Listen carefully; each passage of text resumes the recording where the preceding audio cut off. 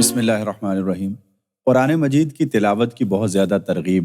قرآن و سنت میں دلائی گئی ہے، اور ہمارے سلف صالحین کا یہ معمول تھا کہ وہ بہت کثرت کے ساتھ قرآن مجید کی تلاوت کرتے تھے۔ اس ضمن میں ایک اہم مسئلہ جو بہت زیادہ اختلاف کا باعث بن جاتا ہے بعض اوقات، وہ یہ ہے کہ ہمارے اسلاف سے ایسے بہت سے واقعات منقول ہیں کہ مثلاً بعض کے بارے میں یہ آتا ہے کہ وہ روزانہ ایک قرآن ختم کرتے تھے۔ اسی طرح امام شافعی رحمۃ اللہ علیہ کے بارے میں یہ منقول ہے کہ وہ رمضان المبارک میں 60 قرآن مجید ختم کیا کرتے تھے۔ اسی طرح امام ابو حنیفہ رحمہ اللہ کے بارے میں بھی ایسی روایات منقول ہیں۔ تو اس پر یہ سوال اٹھایا جاتا ہے کہ کیا 3 دن سے کم جو ہے قرآن مجید کو ختم کرنا، کیا یہ جائز ہے؟ کیونکہ حدیث میں اس کی ممانعت کی گئی ہے۔ لیکن صحیح بات یہ ہے کہ جس حدیث میں یہ ممانعت آئی ہے اس کا پس منظر اگر سامنے رکھا جائے اور اس کا سیاق و سباق دیکھا جائے تو وہ یہ ہے کہ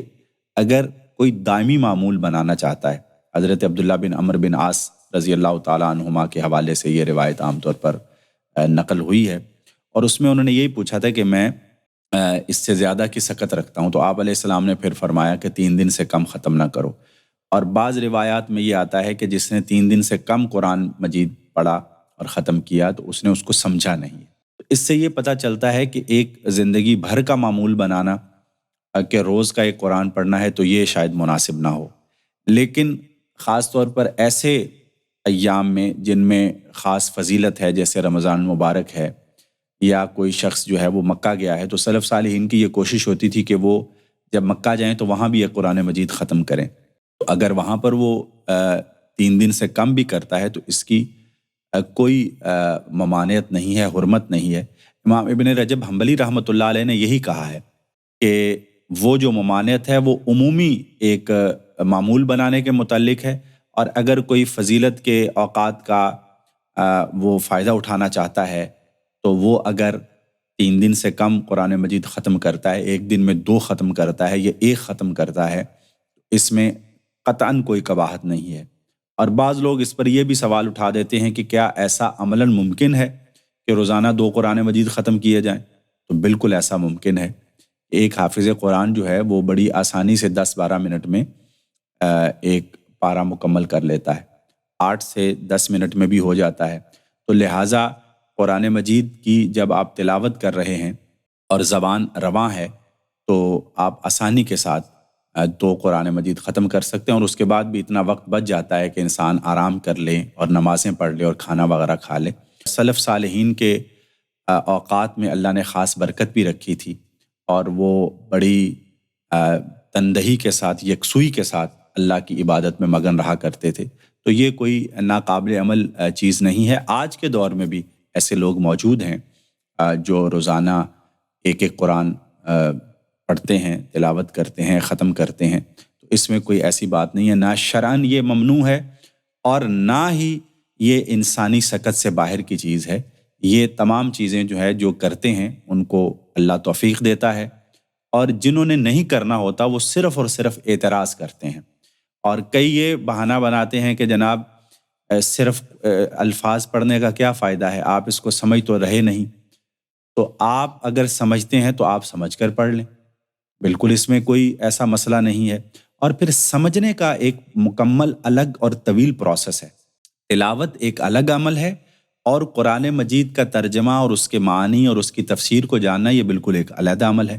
اور سمجھ اور تدبر جو ہے وہ پوری زندگی کا ایک مسلسل عمل ہے، ایسا نہیں ہے کہ وہ کبھی رک جانا چاہیے۔ تو لہٰذا قرآن مجید کو جو سمجھ سکتا ہے، اس کے اندر یہ صلاحیت موجود ہے، وہ عربی زبان کو جان سکتا ہے، تو وہ اس پر محنت کرے، اس میں کوئی دو رائے نہیں ہے۔ لیکن جیسے رمضان المبارک آتا ہے، اب روز کا وہ اگر کوشش کرتا ہے کہ 8-10 پارے میں پڑھوں، 15 پارے پڑھوں، تو اس کو روکا نہیں جا سکتا۔ تدبر جو ہے وہ پوری زندگی کا ایک عمل ہے، وہ اس کو ترغیب دلانی چاہیے اور اس کی اہمیت بھی بیان کرنی چاہیے، اور اس میں کوئی دو رائے نہیں ہو سکتی کہ قرآن مجید کا سب سے بڑا مقصد یہی ہے کہ ہم اس میں غور و فکر کریں، تدبر کریں۔ کتاب انزلناہ الیک مبارک لیدبروا آیاتہ، یہ کتاب اس لیے نازل کی گئی ہے، بابرکت ہے، تاکہ لوگ اس کی آیتوں میں تدبر کریں۔ تو بالکل یہ مستقل عمل ہے۔ لیکن خود قرآن مجید کی تلاوت بھی، اس کو پڑھنا، اس کی قرأت کرنا، اس کے الفاظ کو دہرانا، یہ بھی مطلوب ہے۔ اس لیے نبی کریم صلی اللہ علیہ وآلہ وسلم کے جو مقاصد بعثت ہیں ان میں یہ فرمایا گیا کہ وہ پیغمبر جو ہے وہ آیات پڑھ کے سناتا ہے، تلاوت کرتا ہے، اور پھر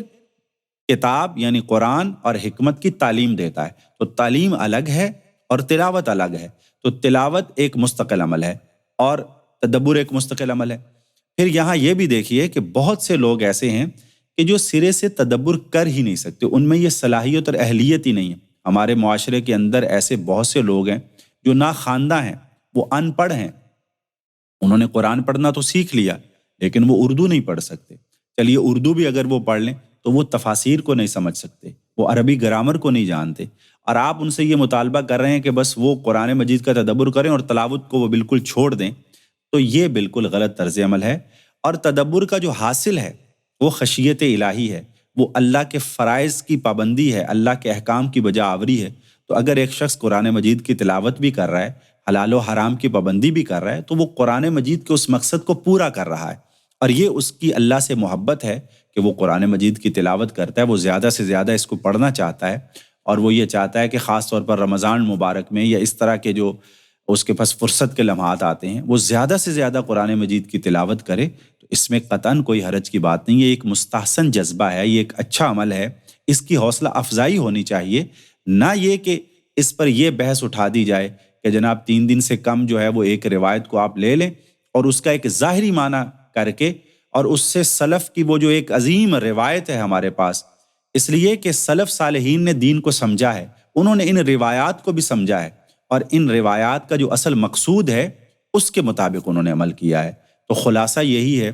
کہ 3 دن سے کم مدت میں قرآن مجید کو ختم کرنا شرعاً ممنوع یا ناجائز یا حرام یا مکروہ عمل نہیں ہے، یہ بالکل جائز ہے۔ ہاں، اس کے ساتھ یہ ہونا چاہیے کہ جس میں صلاحیت اور اہلیت ہے اور وقت موجود ہے، اس کو یہ چاہیے کہ وہ قرآن مجید کا ترجمہ پڑھے، قرآن مجید کے معنی کو سمجھنے کی کوشش کرے، اور اس میں اللہ تعالیٰ نے جو احکام اس کو دیے ہیں اور اس کو جو خطاب کیا ہے اس کو پورے طور سے اپنے فہم و فکر کی گرفت میں لانے کی کوشش کرے۔ اللہ تعالیٰ ہمیں قرآن مجید کی تلاوت کی بھی توفیق عنایت فرمائے، اور اس کے معانی اور مفاہیم کو سمجھنے کا سلیقہ اور اس کے لیے محنت کرنے کی بھی توفیق مرحمت فرمائے۔ وآخر دعوانا ان الحمد للہ رب العالمین۔